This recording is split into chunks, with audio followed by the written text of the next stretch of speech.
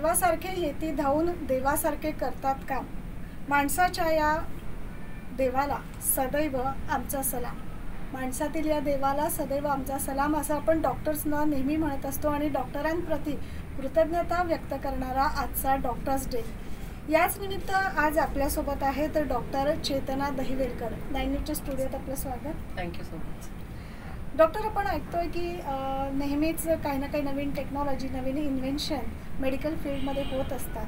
तर हल्ली असं सांगितलं जात आहे की मुलींसाठी HPV हे वॅक्सिनेशन दिलं पाहिजे किंवा हे वॅक्सिन आवर्जून दिलं पाहिजे.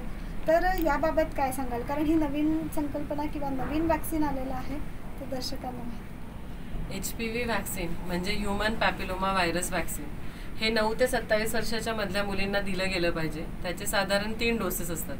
तुम्ही 9 ते 14 वर्षाच्या आत घेतले तर फक्त 2 डोसेस लागतात 6 महिन्याच्या अंतराने, आणि जर 14 वर्षानंतर 27 वर्षापर्यंत घेत असाल तर त्याचे 3 डोसेस लागतात.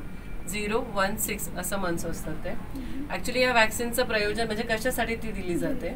HPV व्हायरस जो आहे तो सर्व्हायकल कॅन्सर म्हणजेच गर्भाशय मुखाचा कॅन्सर कॉज करण्यासाठी महत्त्वाचा घटक आहे, म्हणजे महत्त्वाचं कारण आहे ते त्याचं, आणि त्याच्या अगेन्स्ट ही लस आलेली आहे आणि ती खूपच परिणामकारक आहे.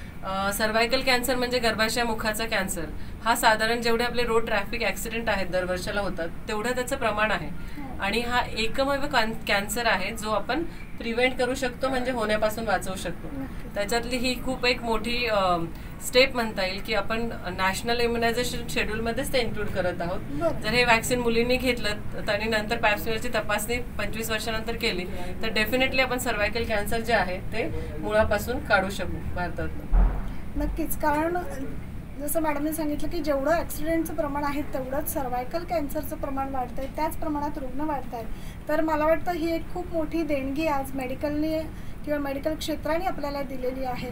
तर तेव्हा नक्कीच मुलींना हे वॅक्सिन देण्यासाठी प्रत्येक घराघरापर्यंत हा मेसेज पोहोचलं पाहिजे, हेच या डॉक्टर्स डे निमित्त आमचं प्रयोजन होतं. आणि चेतना मॅडम, आज तुम्ही आलात, एवढी चांगली माहिती आमच्या दर्शकांना दिली त्याबद्दल खूप खूप धन्यवाद. थँक्यू.